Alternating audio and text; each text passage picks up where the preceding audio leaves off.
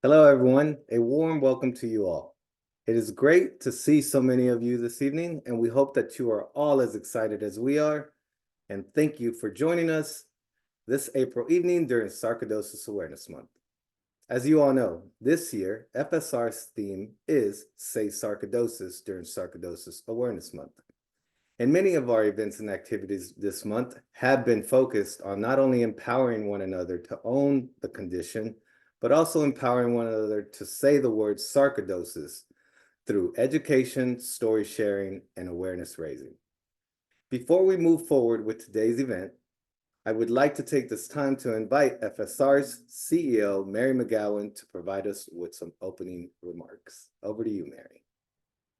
Thank you, Manny, and good evening, everyone. I'm Mary McGowan, CEO for the Foundation for Sarcoidosis Research. Thank you all so very much for attending tonight's webinar, Using Your Voice with Clinicians and Research.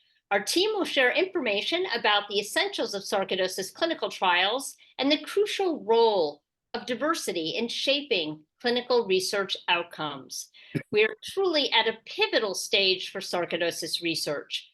We have come a long way collectively in our understanding of this complicated disease, but there is still much we have yet to uncover. And through research, we look to find answers to our many questions about sarcoidosis. Clinical trials improve our understanding of this disease, bringing forward new methods of detection and diagnosis, and even developing new and improved treatments. There are more clinical trials underway for sarcoidosis today than ever before. But for these studies to be successful, they rely on the shared voice and participation of those living with sarcoidosis. Diversity in clinical trials is crucial to make sure that the progress and developments achieved through research are representative of all those with sarcoidosis, and so all benefit most effectively from the findings of clinical research. As you listen to the presentations today, whether you have participated in a clinical trial before or are new to research, we encourage you to consider these opportunities for sarcoidosis clinical trials and how you can help to make a difference for understanding and treating this disease. First, focus on building a strong foundational understanding of clinical trials so that you can feel confident in choosing the right research opportunity for you. Second, realize the critical role that each of you holds in pioneering our future understanding, diagnoses, and treatment options for sarcoidosis, and what ways you can use your voice to guide and support ongoing research. Third, confront the challenges facing diversity and equity in clinical trials. Where are the disparities? What are the barriers that exist? And what can you do to break down the myths and spread the facts surrounding clinical trials? Finally, think of ways that you can personally share those around you, your learnings from today, and even share about your own experience with sarcoidosis clinical trials, such as with your physicians and your community. As we enter this new era for sarcoidosis research, we must continue to work together, learn from one another, and support each other in these efforts to uncover the answers we seek. Through equitable research and clinical trials, we can pave the way for new hope in managing sarcoidosis and someday finding a cure. Thank you for being with us this evening. And Manny, I'll turn it back to you. Thank you. Thank you very much, Mary, and thank you for your opening remarks. We really appreciate it. In this evening's webinar, we are looking to provide you with an overview and introduction to the fundamentals of clinical trials, as Mary stated earlier.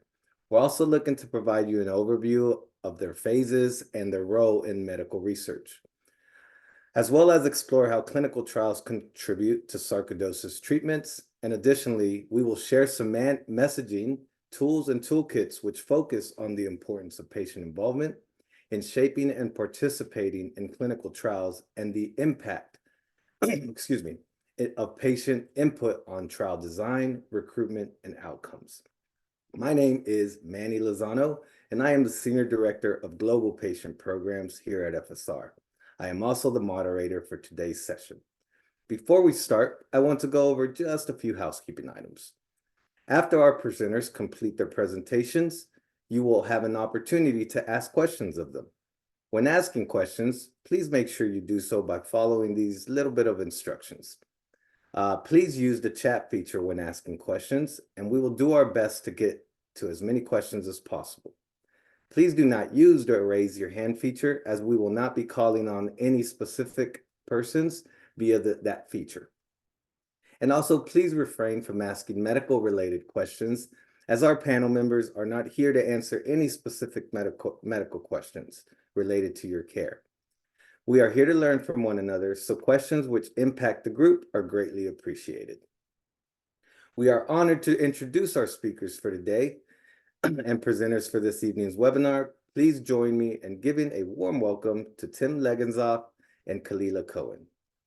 Tim Legenzoff is FSR's research manager. Tim joined the FSR in September 2023 as research manager. He is dedicated to accelerating sarcoidosis research through collaborations with our research partners, management of the Foundation's research grant giving program, and he supports all of FSR's patient registry and cardiac sarcoidosis research study. Tim previously served as a clinical research coordinator for nearly 4 years, and in this role, he contributed to the success of clinical trials, academic studies, research registries, and QA/QI projects in rheumatology, nephrology, pulmonology, and infectious disease. Welcome, Tim. Our next presenter and expert is Kalila Cohen, FSR's Health Equity Program Consultant.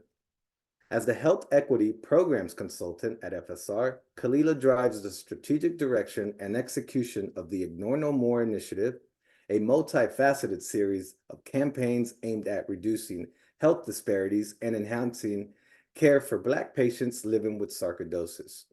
Her professional background in nonprofit program development spans over 15 years, during which she has led enhancement and execution of numerous public health initiatives, national training conferences, awareness campaigns, and community-based education and peer support programs.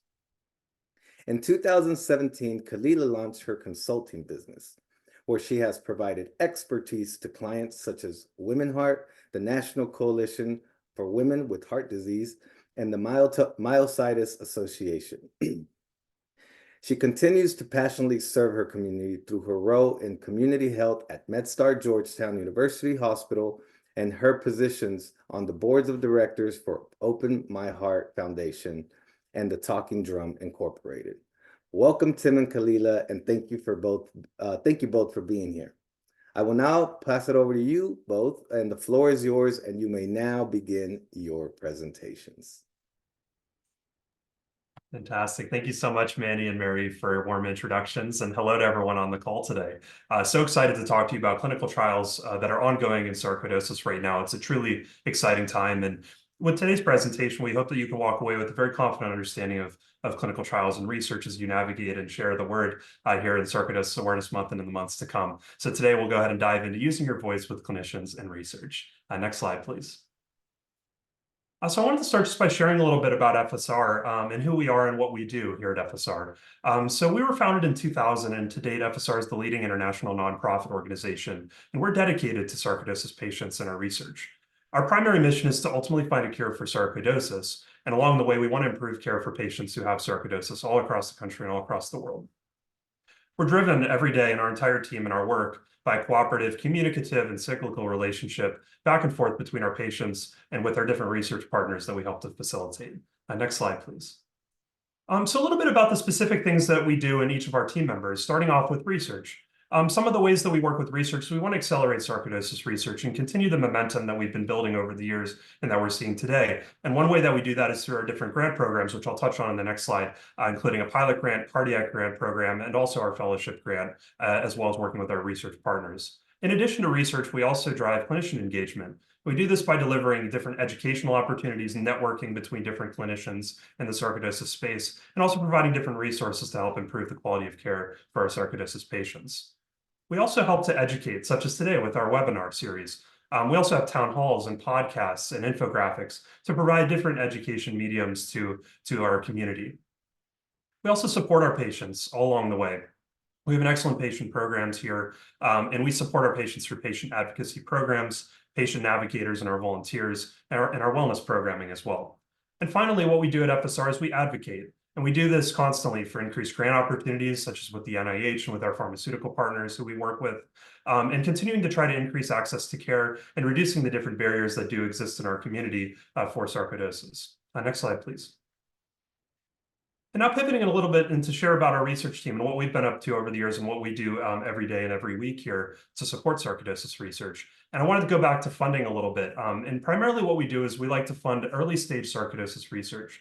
I alluded to our pilot and cardiac grants, pilot grants specifically being geared towards these exciting new innovative ideas that our researchers have. And we want to get those ideas off the ground and hopefully to show that we can do further funding in the future based on those ideas. And once we can prove that those concepts have very exciting merit and can advance into further research in the future. And same with our cardiac sarcoidosis grant that we can continue to do each cycle. And our fellowship grant, which is really geared towards our early investigators and research who are looking to commit to careers in sarcoidosis research and helping to fund their projects along with their mentors is some of the ways that we support sarcoidosis research. And to date, FSR has helped to foster over $6.5 million for sarcoidosis-specific research. And our hope is to continue that funding for new opportunities in the near future. In addition to that, we also collaborate with our different institutions and our researchers all across the country. We're constantly looking for new ways that we can work together and to help further along sarcoidosis research together, because it's a very collaborative effort between all of our different institutions and researchers out there. We also lead our own multi-center research study in collaboration with 11 of our clinical studies network sites.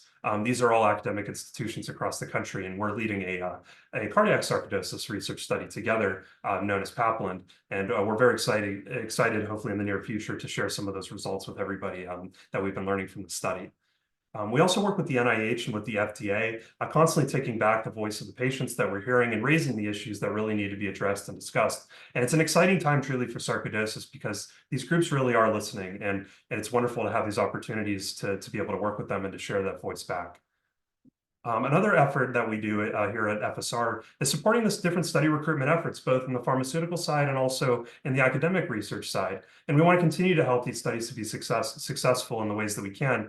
And one of those methods is making sure that we can achieve the recruitment necessary for the study and doing our efforts and our parts to help support those efforts.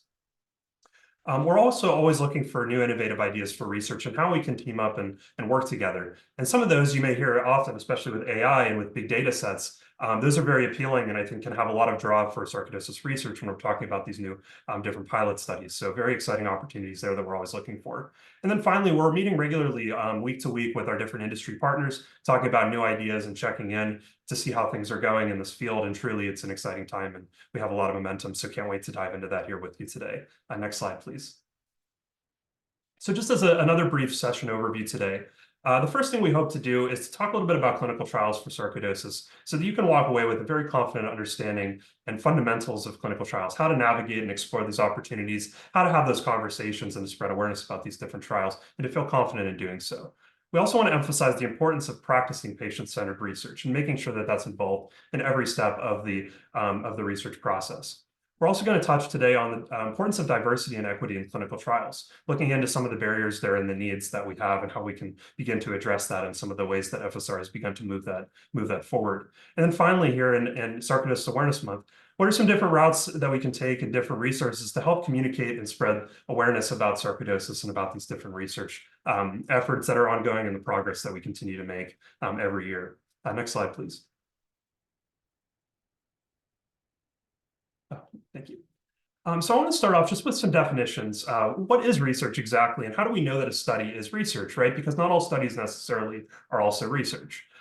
So the first thing with this is it's determined by regulatory review, and there's many different steps, both legally and ethically, to make sure that research is conducted properly, right? And it's very important with individuals that is conducted properly. So we have many stages of regulatory review when it comes to drugs and devices. Oftentimes the FDA is responsible for that review.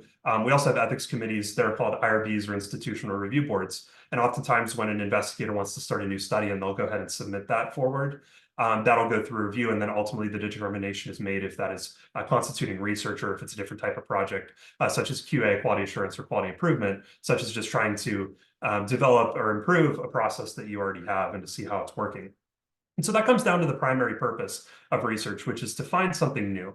We have a question and we're trying to look for different answers, or we're trying to explore a new treatment opportunity to help with managing symptoms of sarcoidosis or to treat the underlying causes of the symptoms, for example. So that's where it qualifies more so toward research. And so there's a few different types of research that we'll hit on today, primarily with clinical trials is the first one. We'll talk about some of the exciting clinical trials that we have ongoing right now and the progress we're making in that area. And this is really where it comes down to, it could be new ways of diagnosing and detecting disease. It could be new treatments, biologics, things like that, or it could also be new devices as well. Another type of research that we have is research registries, and we'll talk about FSR's own research registry on the next slide.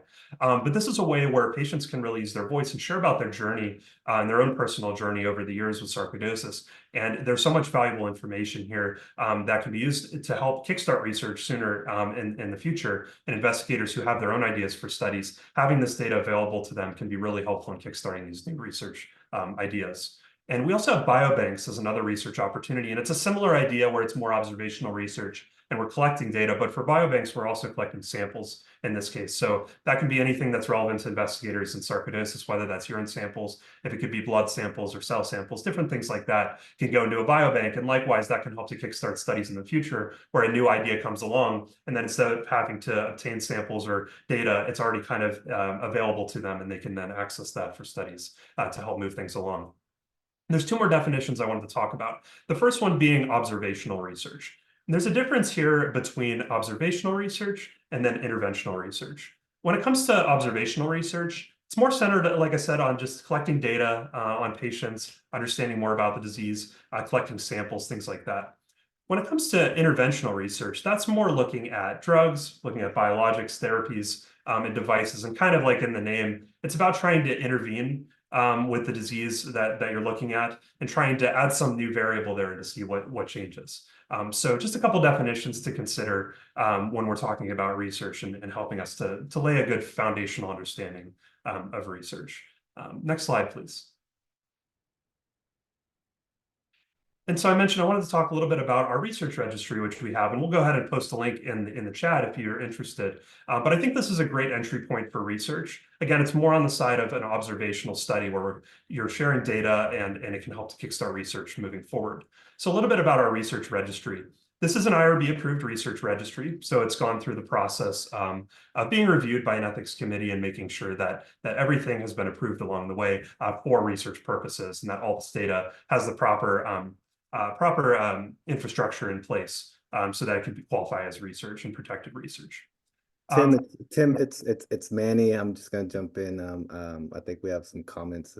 You can maybe just slow it down just a little bit. People are trying to keep up. Thank you, Tim. Not a problem. Thanks, Manny. Absolutely.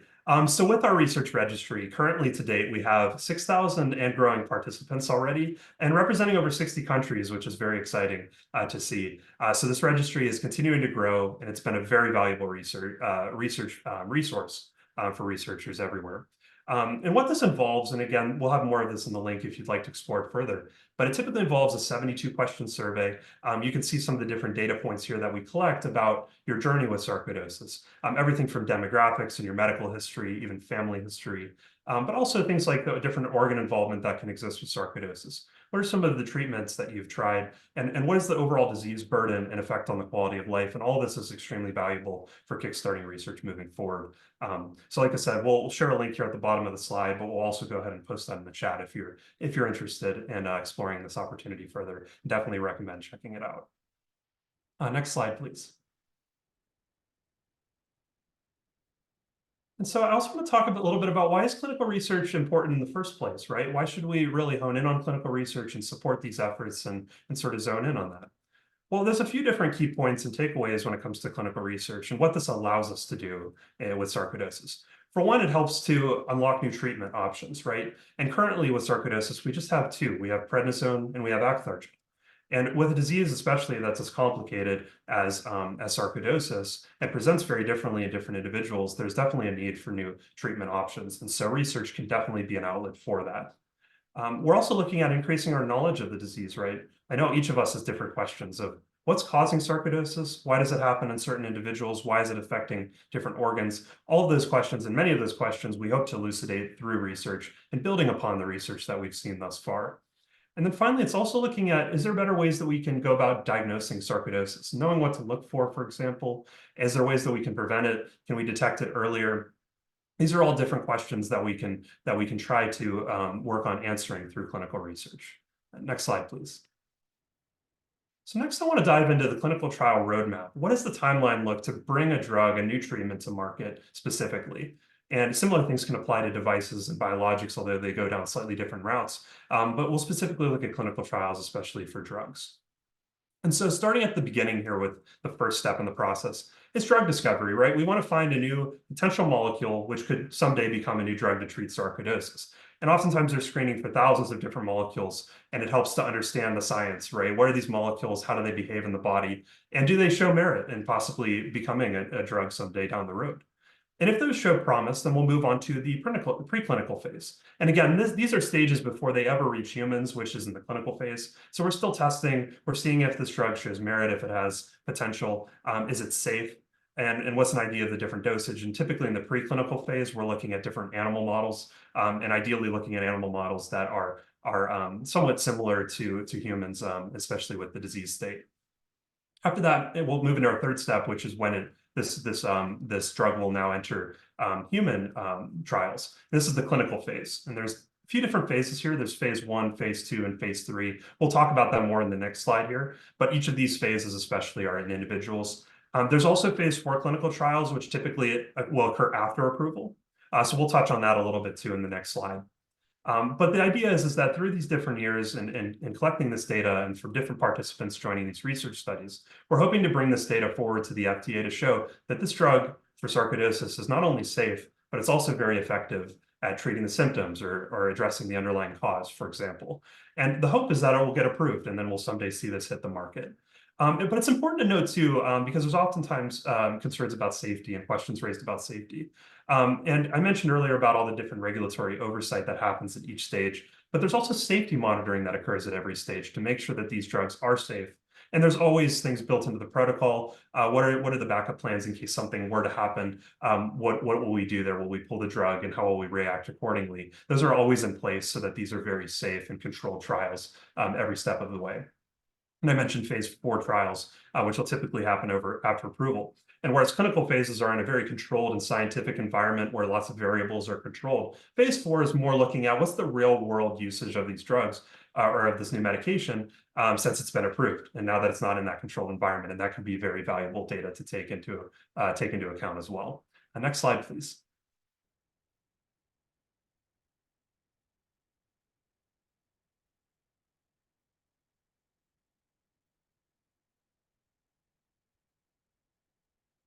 So diving a little bit into the different clinical trial phases one by one. So first of all, looking at the early stage phase 1 clinical trials in humans. So for phase 1, we're really looking at healthy volunteers, right? We have an idea of the safety and dosage, and we want to make sure before it goes to volunteers who have sarcoidosis, we want to make sure that it's safe for use in healthy volunteers. Typically, it could be anywhere from 20 to 100 participants. It varies depending on the study and based on the disease. And it can last several months. But the idea is we're trying to determine the safety and dosage ideally. And if everything looks good here, and we'll advance to a phase 2 clinical trial. And typically in phase 2, now we're looking at recruiting volunteers who actually have sarcoidosis. And there's different criteria. Like I mentioned, it's a controlled, often randomized study, often we'll have a control group as well, to make sure and be confident in the data that we're collecting, so that eventually we'll go to the FDA for approval. And oftentimes in phase 2, it could open up to several hundred participants at times, again, depending on the study, and it can last up to 2 years in length. And here we're continuing to monitor safety, remember, every step of the way.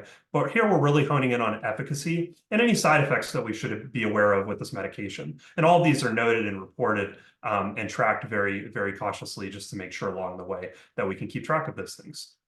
And if everything looks promising in phase 2, and again, the medication looks like it has merit, we'll move to phase 3. And in a phase 3 trial, again, we're continuing to recruit volunteers who have sarcoidosis. Oftentimes it'll open up to several hundred or even several thousand participants, and it can last much longer, sometimes 1 to 4 years in length. And again, we're continuing to hone in on the efficacy now with this different population, this larger population, and looking for any adverse reactions and especially severe adverse reactions that we should note and be aware of, and how can we react accordingly and note those so that individuals and the FDA is aware of those when it goes to approval. So in between phase 3 and phase 4, right, we hope to have this drug approved from the FDA. And if it is approved, it can go often into a phase 4 post-approval clinical trial. So again, looking at volunteers who have this disease and who opened it to the thousands who are treating this and now are prescribed it. And what does it look like, this real world usage of the drug? And again, we can continue to look at safety and efficacy, even now that we've opened it up outside of these controlled trials. So this is a look at kind of what the different phases look like in the clinical phase for trials and what it takes to bring a drug to market. And it can be a very lengthy, timely, and expensive process to bring these drugs to market, but it's crucial to introduce these new treatments that are, very carefully vetted scientifically as well. Next slide, please. And so I wanted to highlight, talking about these different phases and while it's fresh in our mind, about some of our partners in this space, clinical trials, especially in the industry side, and kind of go through these and illustrate where we're at, because I think it truly is an exciting time. And as Mary mentioned, we've never had so much activity in the clinical trial space as we do now. Starting with Sanguine, and they have an at-home research study, more observational in nature, where they're collecting blood samples on patients who consent and they want to donate those blood samples for research. And this can be very valuable, as I mentioned earlier in the presentation, for kickstarting research in the future and having those valuable samples on hand. We also have Zentria, who has a very exciting study. It's a phase 1b/2 clinical trial for pulmonary sarcoidosis. It's called XTMAB16. And this study is fairly recent. New sites opening up and recruiting right now. And so we're very excited to see how that continues to develop and working with them as well. We have a phase 2 clinical trial by Molecure. They have a drug known as OATD-01, also looking at its effectiveness for pulmonary sarcoidosis. And this is currently in a phase 2 clinical trial right now as well. We also have Kinevant, who we work with and have worked with for a number of years. And they have a phase 2 clinical trial looking at a drug called namilumab for pulmonary sarcoidosis, and who just recently announced that they achieved their enrollment and completed their enrollment, which is fantastic. And we're really excited to see the different findings that come out of here and the potential for this new drug as it moves forward. And then we have aTyr, who is a phase 3 clinical trial known as on a drug called efzofitimod. It is very exciting to see a phase 3 clinical trial because, remember the last slide, we're starting to see it come really close to getting approval. And so they're actively recruiting now for this clinical trial now, and specifically aimed for pulmonary sarcoidosis and eliminating the need for steroid use, which can sometimes come with those adverse side effects. So very exciting to see these different clinical trials, and definitely encourage checking them out. And we'll link later in the presentation to our website, which will feature some different links so you can explore some of these different opportunities even further. Next slide, please. Now I want to bring us back to the idea of patient-centered research. And what does that truly mean? Well, for research to be successful, there's many different stakeholders and there's collaboration at every stage. But truly, we need the voice, and we rely on the voice of those who have sarcoidosis to bring that back to everyone who's involved in the research process, to make sure that voice is heard and to make sure that's built into every process. And that's what we try to do at FSR, is we try to be involved at every single stage of these studies so that we can share what we are hearing back from our patients and our community, and being able to factor that in so that they can factor that into their protocol design, for example, before these clinical trials launch, to give an example. Also working with our different institutions and our providers, being able to take back the voice of the patients there and to factor that in so that these can be successful studies. But at the end of the day, we rely on our patients first and foremost to have that voice and to be able to share that back with everyone. And so on that note, I do want to pass things over to Kalila Cohen, who is our Health Equity Programs Consultant, to talk a little bit about the need for diversity and representation in clinical trials, and especially as it pertains to sarcoidosis. So with that, I'll go ahead and pass it over to you, Kalila.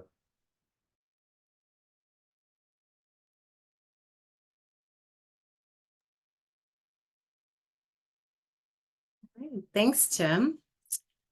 Thank you so much for that wonderful description of clinical trials. So as Tim said, my name is Kalila Cohen, and I'm honored to serve as the Health Equity Programs Consultant here at FSR. As Tim said, when speaking about the importance of the patient voice, it is essential we take an inclusive approach, ensuring that we're hearing from and incorporating the voices and perspectives of diverse patient populations. Genetic and biological differences can lead to variations in how people respond to treatments. So when we talk about clinical trials participation, representation matters, especially in our community where we have a specific patient population that is experiencing the highest prevalence and worst health outcomes. So today, I'll discuss the importance of diversity in clinical trials, and I'll share a little about our Act Now campaigns and efforts we're leading to increase representation of Black Americans in clinical trials.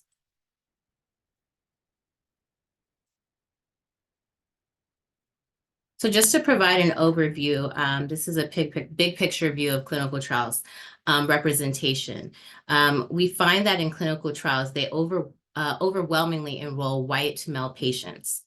Women, the elderly, and people of color, especially Black and Hispanic patients, are routinely underrepresented. And while people of color make up 39% of the US population, these groups only represent from 2 to 16% of patients in clinical trials. This underrepresentation compounds health disparities and has serious consequences for underrepresented groups and for the nation.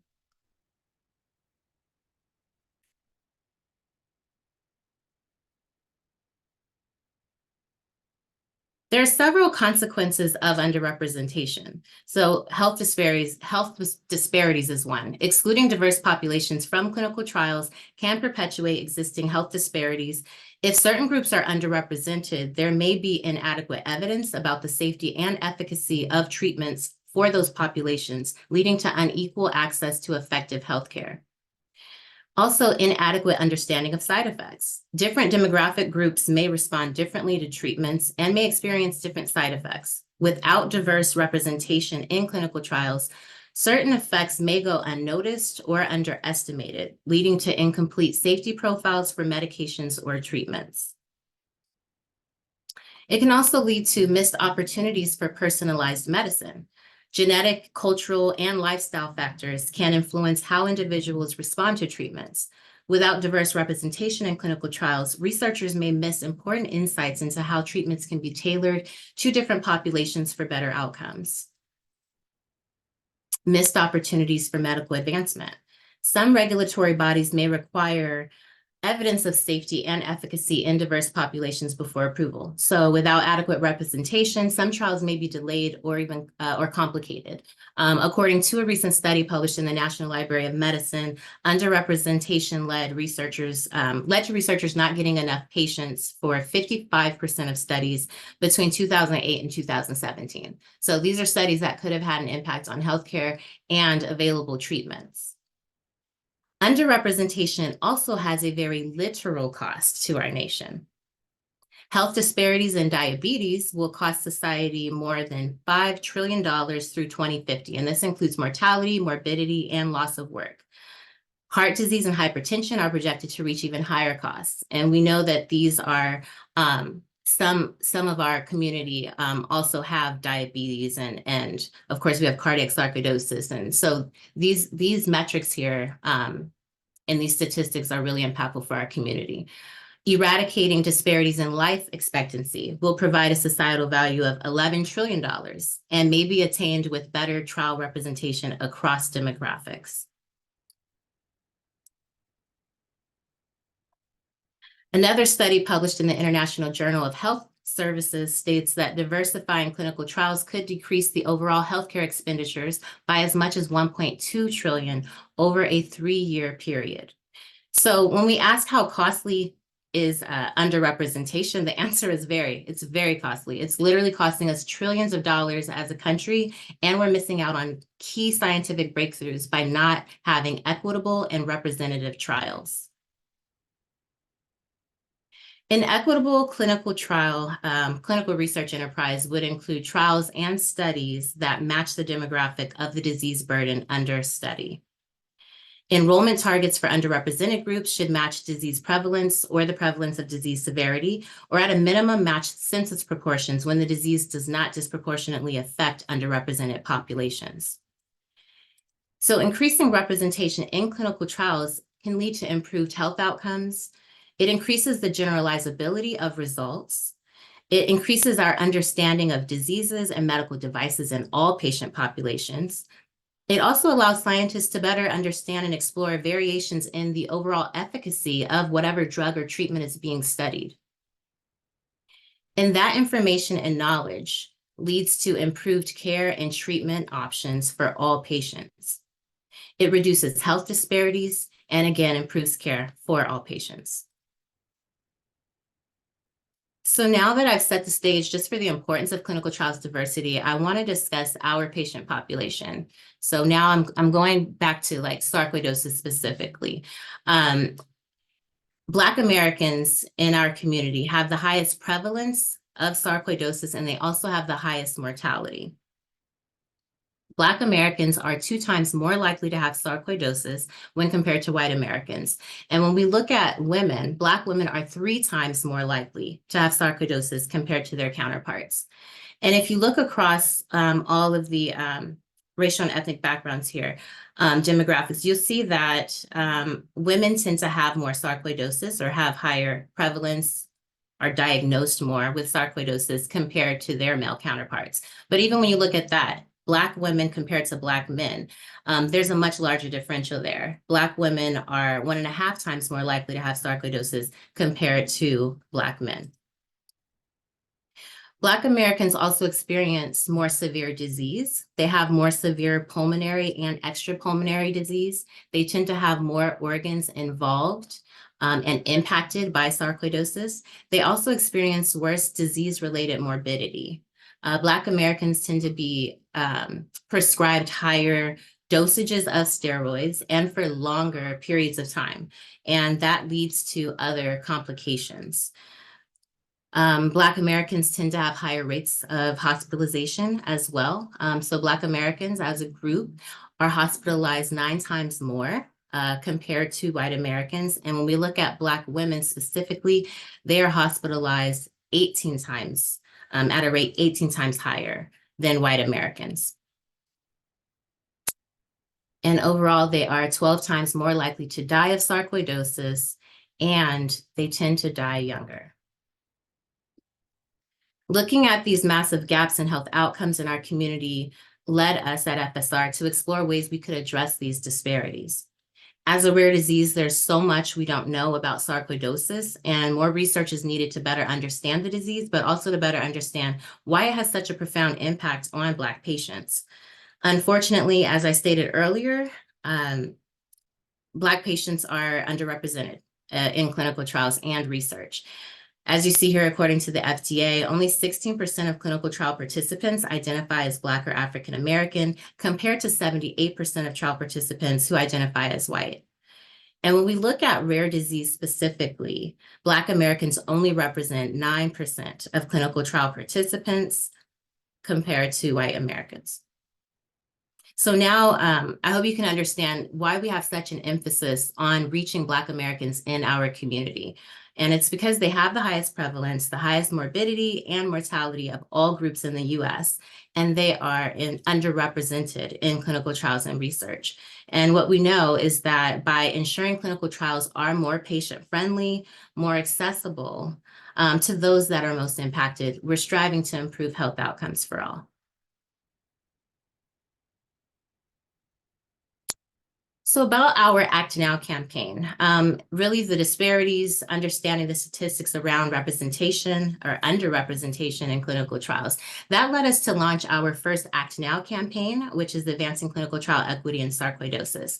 And the objective of the campaign was to increase understanding of Black Americans' attitudes, knowledge, and experience with clinical trials, and to develop recommendations to increase representation of African Americans and Black Americans in sarcoidosis clinical trials. As part of this campaign, we launched the National Patient Survey for Black patients in 2022 to give Black sarcoidosis patients a voice, to share their experiences, what drives their behaviors, attitudes, and decision-making around healthcare, clinical trials participation, and their comfort engaging with the medical community. The survey was IRB approved, and it was developed in collaboration with patients, researchers, and clinicians. The target audience was sarcoidosis patients who identify as Black or African American, and all respondents must have been at least 18 years of age at the time of completion. We had over 400 respondents complete the survey within that 2-month timeframe. And in addition to the survey, we gathered additional data through a key opinion leadership meeting with experts, a patient focus group with patients, and they were both instrumental in helping to develop recommendations for next steps to improve care and to increase representation of Black patients with sarcoidosis. The findings and the recommendations from our research were published in a white paper and presented at a congressional briefing last May. The briefing featured Representatives Eleanor Holmes Norton of Washington, D.C., Representative Danny Davis of Illinois, our clinical advisory member, Dr. Ennis James, and our CEO, Mary McGowan, as well as actress and Ignore No More spokesperson, Gerald Prescott Gallion, and our Women of Color patient advisory member, Erica Courtney Mann. I encourage you to go to our website, they'll put that in the chat for you, our Act Now website, to learn more about the findings, the other findings and recommendations. For the sake of time, I am focusing on the clinical trials domain of the survey today, given our subject topic today. So, but again, you can find more about the research and the data that we found on our website in the white paper. So as we undertook this initiative, our aim was to compare the experiences within our sarcoidosis community with what we saw and what was documented in the literature concerning Black patients' involvement in clinical trials. And our findings revealed striking parallels, particularly regarding reported barriers and willingness to participate.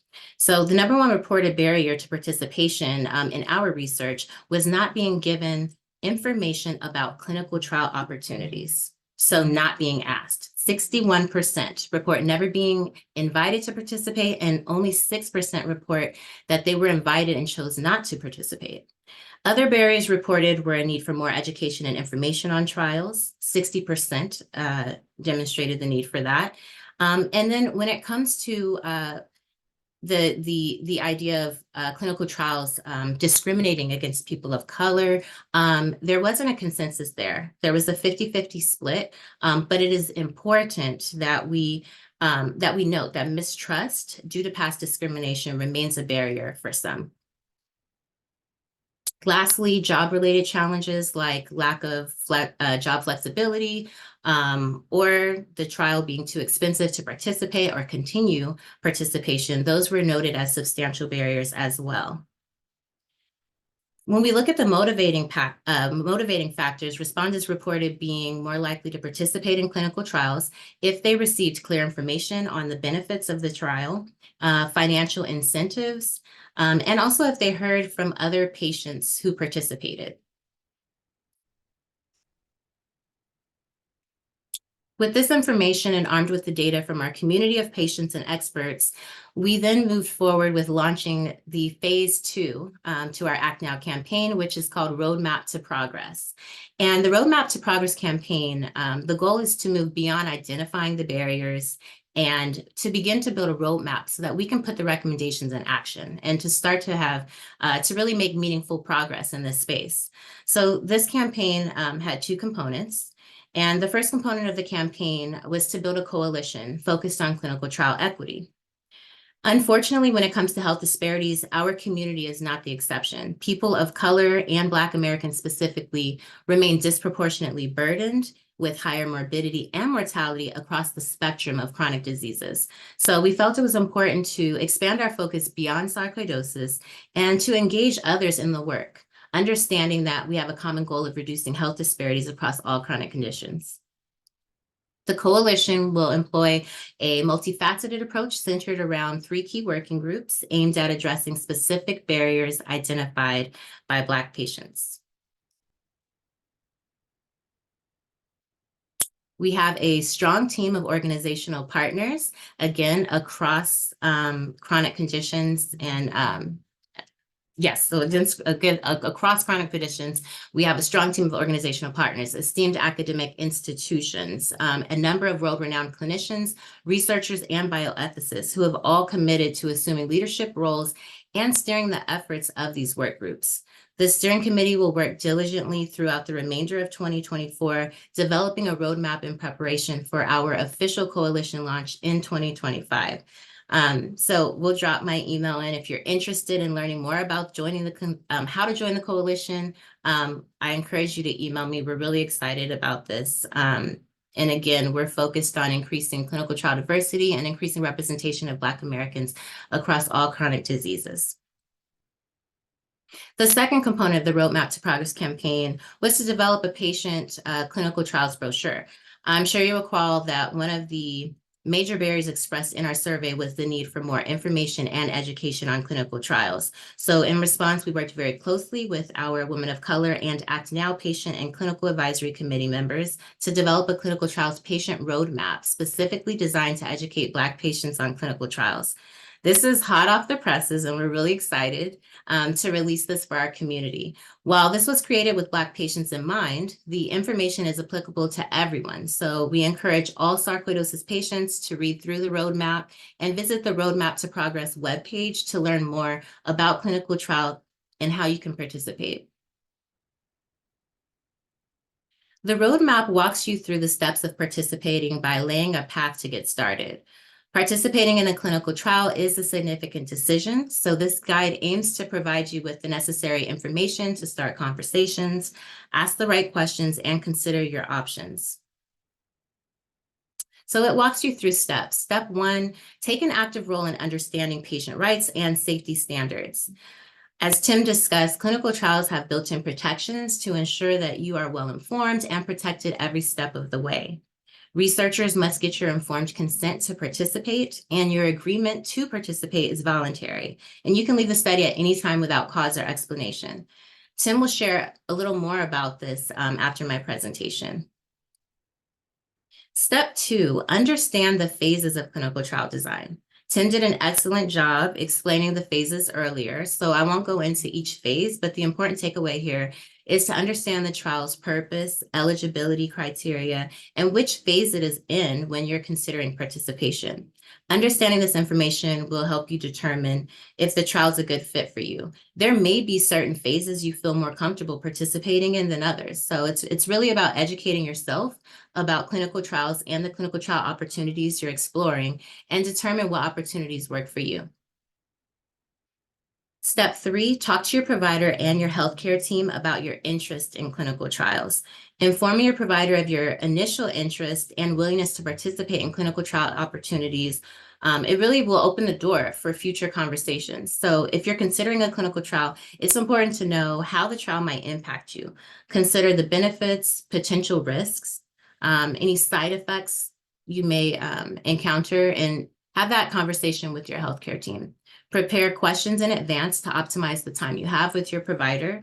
The Roadmap to Progress webpage has a very comprehensive list of questions or potential questions that you can reference to help aid in this discussion. So I encourage you to look at that as well. But having this conversation is very important. And it doesn't mean that you're going to participate. You're not tied to participating right that second. You're just having a conversation. So it's important to start that process early, just to really learn about how it may impact you and what your options are. Step 4 is to involve your support network and those close to you in the decision-making process so that they can understand the importance of what you're doing and the support you may need throughout the process. I always talk about the importance of like having these discussions about your health with family and really calling the disease by its name. So I'm going off on a little bit of a sidebar here, but it's important to call the disease by its name. You'd be surprised by just having these discussions with your family and saying sarcoidosis, how many people that you didn't know have sarcoidosis or know someone who has it. And, you know, on our own Women of Color Patient Advisory Committee, we have several cases on this committee where, you know, once they started advocating and really talking about their diagnosis and using sarcoidosis, using the name, they found that, oh, my neighbor that I've known for 30 years has sarcoidosis, or this family member was diagnosed. And, you know, you start to find that there's so many people who are managing this disease in silence or in their silos. And so it's important to really talk about the name, use the name when you're talking about your diagnosis. Last thing I'll say is another case was one of our members. Her father had cardiac sarcoidosis, and she went undiagnosed for 30 years, not knowing what was wrong. And had that conversation happened, imagine, all those years, that she could have learned about her diagnosis or explored that it might be sarcoidosis. So I just want to put a pin on that to encourage you to really, when you're engaging your family and discussing your health and your diagnosis, to use the word, to use what it is and say sarcoidosis. And so I want to also encourage you to really extend that concept here to clinical trials, because including others in this process, it also allows you an opportunity to, once again, educate them on the benefits of clinical trial participation, and it allows you to dispel any myths or misconceptions they may have as well. So some common things that we hear about clinical trials are that you have to give up your usual treatment to join a clinical trial. And I know that there's, for some, a little anxiety about, am I going to have to stop my treatment, or what happens? And the fact is, this is a myth. Not all trials require this. So joining a clinical trial does not mean that you have to give up your existing treatments. There are some trials that require you to continue your current treatment while participating. So again, it's just important that you ask these questions and that you really understand what your participation means and what it means for your treatment regimen. Another one is that people hear that you always have to, there's always someone in the trial that does not get the treatment. And this is also a myth. So it really depends, once again, on how the trial is designed. So some patients may receive the treatment being tested while others take a placebo. And I think that's the common design that many are familiar with. However, in some trials, the new treatment might be compared to the standard treatment, or it might not be compared to anything at all, and all participants can receive the same treatment. So again, I encourage you, really, the most important thing is that you are looking up the information, having these conversations with your doctor, and asking questions. Another thing discussed when you hear clinical trials brought up is that there's a long history of unethical treatment of Black individuals in research that has had a lasting impact on the healthcare system and its relationship with Black patients. This is a fact, my friends.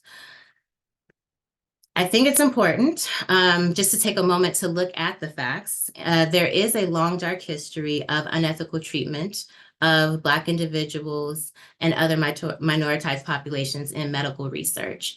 And while the Tuskegee experiment is often discussed, it represents just one instance of a pervasive pattern of medical exploitation of Black and Brown patients. The story of Henrietta Lacks and her experience, this is another common one that people know about. Her cells were taken without her consent or knowledge and have actually played a pivotal role in numerous scientific discoveries, including the polio vaccine, cancer treatments with an S, cancer treatments, human genome mapping and in vitro fertilization, and many more. And this was done without her consent. There's so many more. I'm not going to spend a lot of time, but the father of modern gynecology experimented on slaves, Black women who were slaves and did not give consent, could not give consent. He performed gynecological surgeries without anesthesia on numerous slaves. One slave in particular underwent over 30 surgeries, and this is without anesthesia because to him, Black patients and Black people they had a higher pain threshold, and this was not a problem. And that was all to perfect his surgical procedure. So it goes on and on. We have World War II soldiers who were exposed to radiation. We have prison inmates who were exposed to, unethical research. We've had plenty of stories here that we can say where Black patients were not provided. They did not provide consent to participate in unethical research. And so I think it's really important that we take time to acknowledge this, because we can't really progress without acknowledging the history and the lasting impact that those practices have had on the healthcare system and its relationship with Black patients. So when we talk about mistrust in the Black community, it's important that we acknowledge that those feelings are valid. They are valid, and that healthcare professionals, clinicians, and researchers acknowledge the history and operate with empathy and transparency, because that's how we lay the groundwork for rebuilding trust.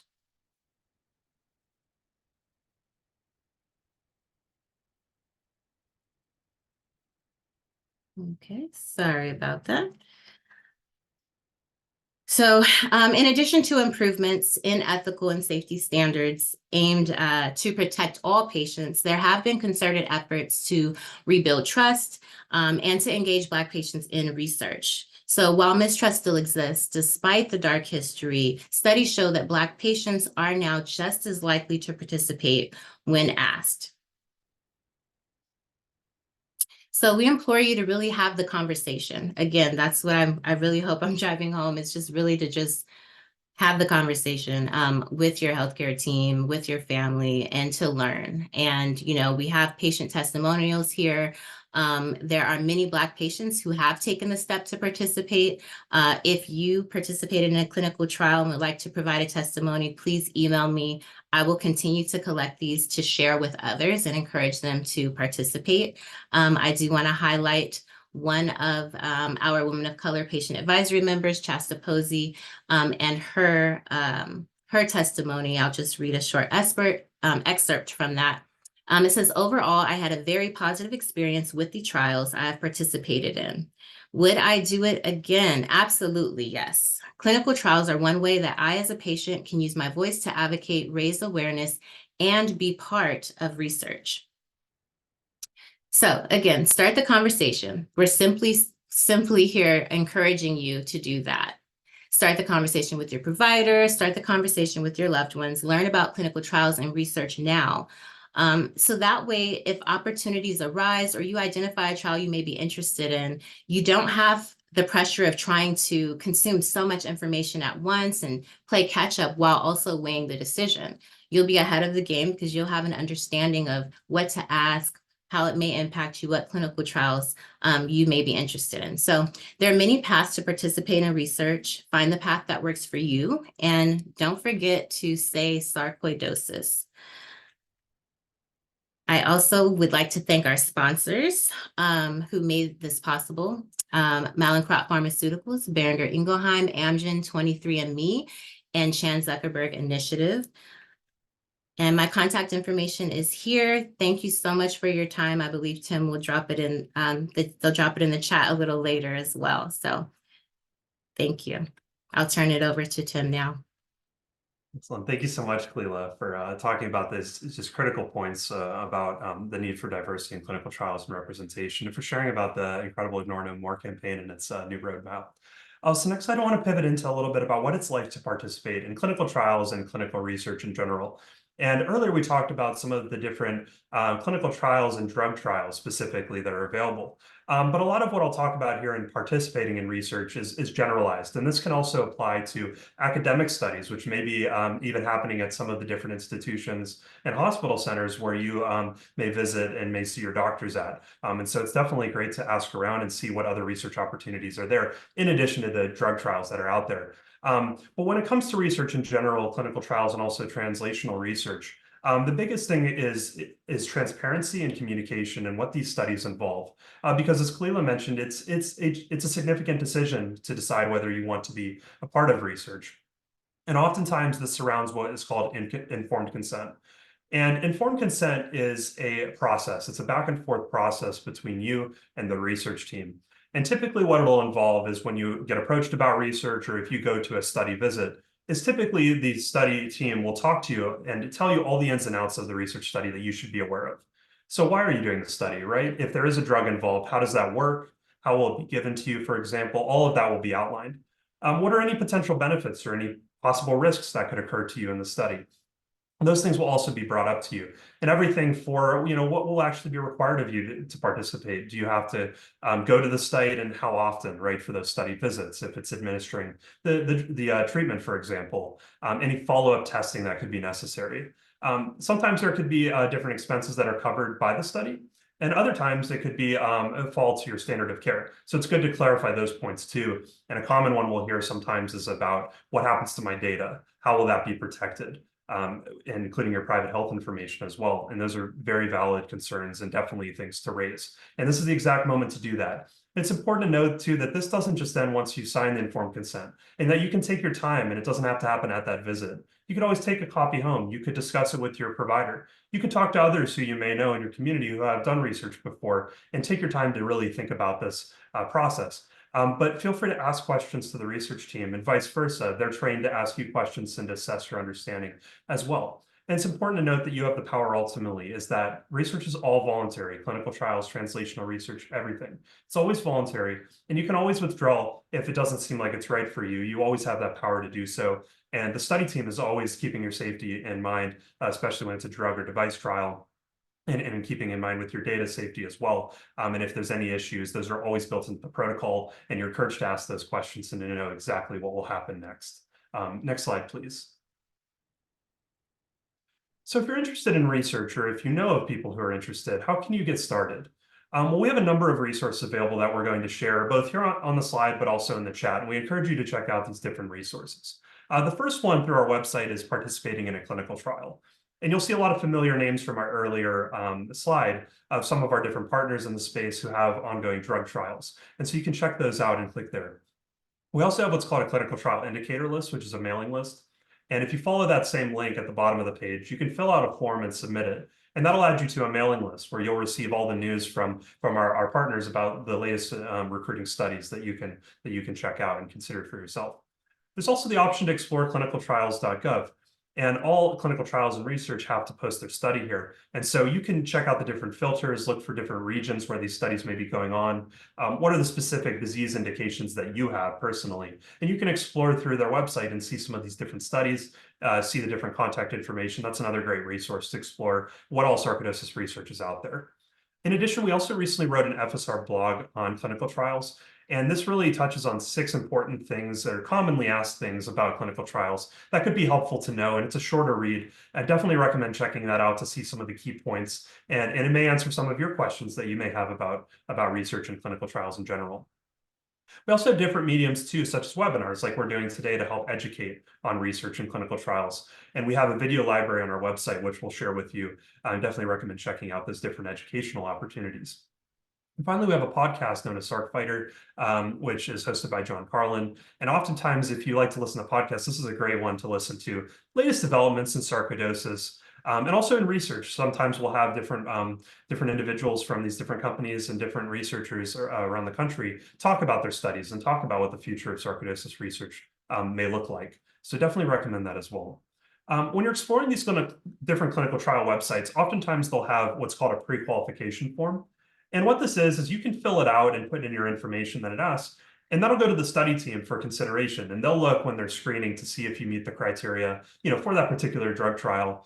And if so, they'll be able to contact you and let you know what those next steps would be. So definitely recommend checking out those websites and exploring that option, the pre-qualification forms there.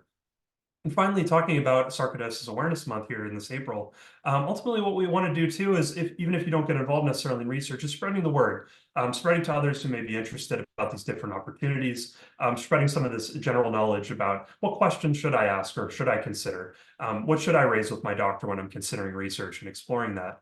And there's many different opportunities here. And even if it's not necessarily a drug trial, these registries we talked about and being able to share your story, it's so invaluable for all of our researchers and all of the efforts that we do here at FSR and beyond. Next slide, please. And so just a couple of key takeaways to consider when exploring research yourself or when sharing this message with others. The first is to ask questions, right? Always feel like you're encouraged to use your voice and to ask questions to your doctors and your care team, to the researchers, and to others who may have done clinical trials and research before. Feel free to ask those questions and to see what you can gain from that and what you can share yourself. feel free to discuss and evaluate different options, because there is many different options there, some of which we've showed. And ask around at your own centers and see if there's different academic studies led by the clinicians at your local sites. And you never know what could be out there and what different options for you could work, or what could work for others. And sharing these opportunities around, right? It helps us in spreading awareness about sarcoidosis, and also sharing about our successes all along the way, that we continue to see every year and will continue to see in the future. And finally, overcoming these different barriers, as Kalila mentioned, and the other barriers that do exist with research, and there's many of them, but how can we join together and overcome those? What are the next steps that we can take? Sometimes it can be time, it could be travel, it could even be cost associated with research, but those don't necessarily stop the progress moving forward, right? And we can continue to overcome those barriers together. Next slide, please. And so just as a parting message, I just wanted to share again that our entire team here at FSR is in this together. We're in this together with you. You can always feel free to connect with us, and we want to work from you, and we want to hear from you. And we want to share everything that we hear back with the research teams that we work with, and to continue to see this exciting progress that we're seeing today. And we have a number of resources we've provided today, but you can always feel free to reach out. We'll put our contact information in the chat and also at the bottom of the slide for your reference. But we just encourage you to use your voice when you're talking to clinicians, when you're exploring research, and realize the power that has to make a difference in sarcoidosis for all of us moving forward. So we'll go ahead and drop that in the chat and in the bottom, but I just wanted to say thank you, everyone, so much for listening in today. Thank you so much, Kalila. And I will go ahead and pass things over to Mandy. Wow. Well, I think I speak for a lot of us. Thank you, Tim and Kalila, for your very informative presentation. Wow. Every time I listen to you talk, Tim, and also you, Kalila, I learn something new every single time. So thank you for being persistent, and also for giving us a way to digest the information. So we would now like to invite the audience to ask any questions that they may have. We'll keep it open for about 10 minutes. So please, if you'd like to ask a question of any of our panel members, we logged some of the questions already. Don't be shy, drop it in the chat, and we would love to ask some questions over the next couple of minutes here. So before we kind of move on, Tim and Kalila, if you guys don't mind coming back on screen, as we got some questions for you guys. There you go. If we could just kind of lead off with Tim. Can you share an example of how patient involvement has made a difference in the success? Maybe you've heard a story or a success story on clinical trials for sarcoidosis treatments. I'll pass it over to you. Definitely. Yeah, as I mentioned, the patient involvement is really how we can be successful. I mentioned there's a lot of different stakeholders and experts that we work with, but at the end of the day, there's no greater expert than our patients who have sarcoidosis. And I mentioned some of the ways that it can help, just speaking broadly about research, through the registries and being able to have that opportunity to share your specific journey. And everyone's journey is unique, especially for sarcoidosis. And so it's so valuable to researchers truly to have that information, to know about your story and to be able to share that. And if you participated in any studies before, being able to share that and have those platforms to do so is so important. And knowing what has worked and being able to share that feedback back has really helped to make research successful, and especially in this space. And for clinical trials, there's a number of different challenges that can face them. I mentioned it's a very lengthy process, and there's a lot of hurdles to overcome, and sometimes recruitment is. And so, it takes a lot of courage to end up, and it is a significant decision to partake in these clinical trials and studies, but it can really make a substantial difference if it's right for you. And after consideration of those, it can help to further our general understanding of this disease moving forward and hopefully lead to new treatments too. Awesome. Thank you for that answer, Tim. And then I'm going to pivot over to you, Kalila. And, I know, look, that roadmap, amazing, right? I think it's like I said, it's very digestible, right? It's got the colors, it draws your attention, right? So, can you just share some insight as, this is a process, right? Maybe sharing then some insight with the audience on, the process of building out, things such as the Act Now campaign or the build out of the roadmap. What does that process kind of look like, within the committees and things like that, and to finally being able to release something like the roadmap or execute something like the Act Now campaign? Some insight would be helpful as for the audience. Oh, you're on mute, Kalila. You're on mute. Oh, I can't get through a webinar without doing that.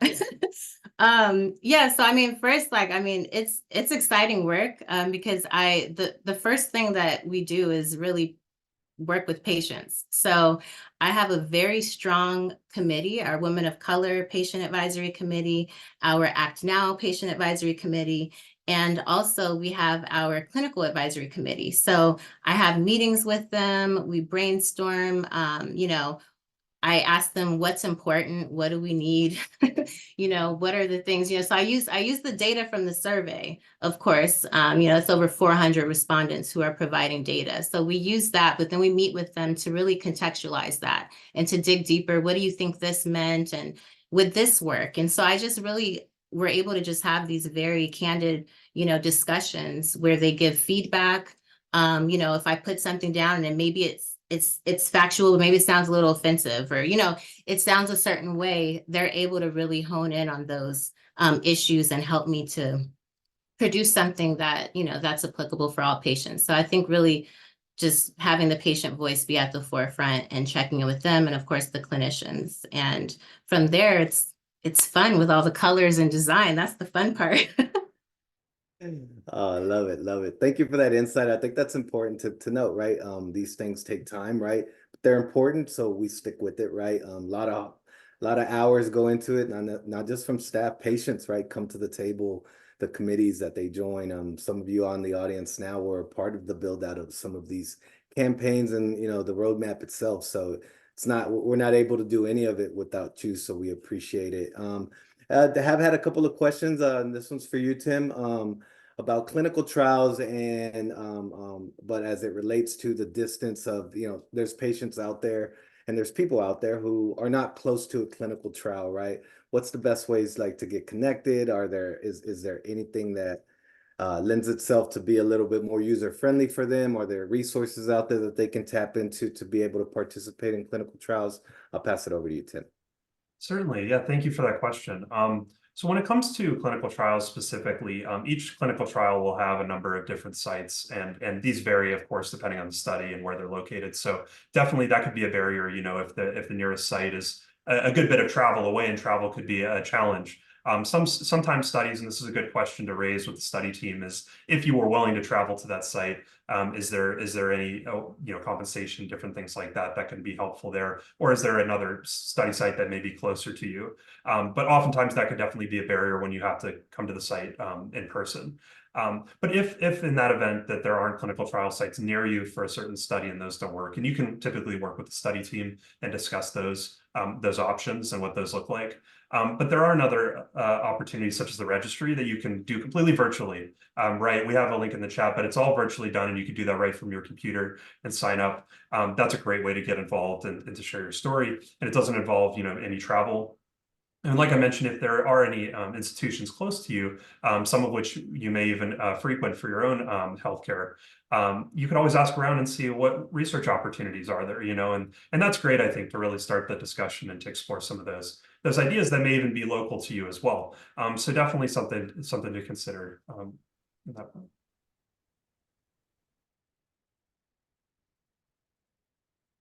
I just did it myself. I started speaking while the mute button was on, but all right. Well, and this question is more for both of you, Tim and Kalila. So if you both don't mind answering it, but looking ahead, what advancements or developments do you foresee in the field of sarcoidosis, clinical trials, and how can patients continue to be actively involved in these efforts? Any points of view or what you see in the future is greatly appreciated. You want to start, Kalila? Oh, okay. Go for it. Okay, good. I'm off mute. So I think, just thinking, just from my perspective, there's a major emphasis on increasing diversity in clinical trials. So we're seeing a lot of movement there and a lot of focus on that. So I think, understanding the benefits of clinical trial diversity and that those benefits impact all patients and the clinical enterprise as a whole. I think seeing movement there, that we'll see the fruits of that labor in our sarcoidosis clinical trials. So I definitely think that we also have more clinical trials on sarcoidosis now than we have before. So that's exciting. In terms of how patients can get involved, I mean, I think that FSR, what we're doing is really trying to raise awareness, bring attention to these efforts. The work Tim and the research team is doing to help facilitate this, the work we're doing with the Ignore No More campaigns, I really think that will make a big impact in that area. And, you know, patients can engage in the campaigns. Patients can access the resources at their fingertips. We have all of the list of things that Tim shared, so many resources for you to learn.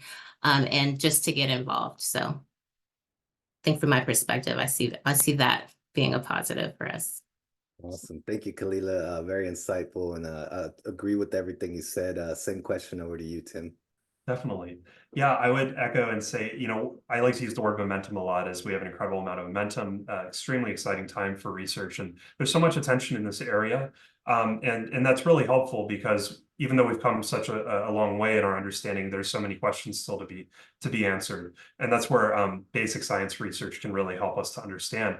And they kind of work in tandem off each other. The more we understand how this disease works, how it presents in different organs, things like that, we can then use that knowledge to develop new potential treatments. We may even find sometimes that there's a treatment in a different disease that could work here. And sometimes that's helpful for off-label use, but to get, if we're talking about a new FDA-approved drug, sometimes that's how we can find that. And having as much data as we can to know if that has merit and things like that, we can help to spark more research in the future. But there's so many ways now, especially more than ever, to get involved in research. And I mentioned a few of these different things before.